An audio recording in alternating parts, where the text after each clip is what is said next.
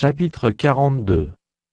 Il me fit sortir vers le parvis extérieur du côté du septentrion, et il me conduisit aux chambres, qui étaient vis-à-vis de la place vide et vis-à-vis du bâtiment, au septentrion. Sur la face, où se trouvait la porte septentrionale, il y avait une longueur de 100 coudées, et la largeur était de 50 coudées. C'était vis-à-vis des 20 coudées du parvis intérieur, et vis-à-vis du pavé du parvis extérieur, là où se trouvaient les galeries des 3 étages. Devant les chambres, il y avait une allée large de 10 coudées, et une voie d'une coudée, leur porte donnait au septentrion. Les chambres supérieures étaient plus étroites que les inférieures, et que celles du milieu du bâtiment, parce que les galeries leur ôtaient de la place. Il y avait 3 étages, mais il n'y avait point de colonnes, comme les colonnes des parvis, c'est pourquoi, à partir du sol, les chambres du haut étaient plus étroites que celles du bas et du milieu. Le mur extérieur parallèle aux chambres, du côté du parvis extérieur, devant les chambres, avait 50 coudées de longueur. Car la longueur des chambres du côté du parvis extérieur était de 50 coudées.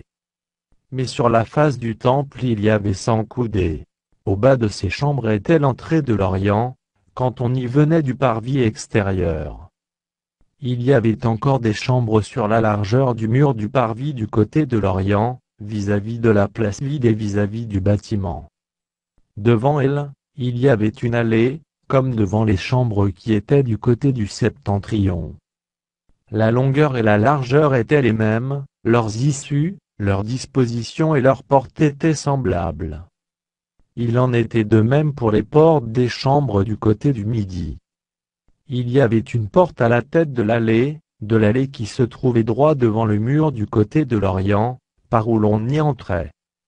Il me dit les chambres du septentrion et les chambres du midi, qui sont devant la place vide, ce sont les chambres saintes, où les sacrificateurs qui s'approchent de l'Éternel mangeront les choses très saintes, ils y déposeront les choses très saintes, les offrandes, les victimes présentées dans les sacrifices d'expiation et de culpabilité, car le lieu est saint.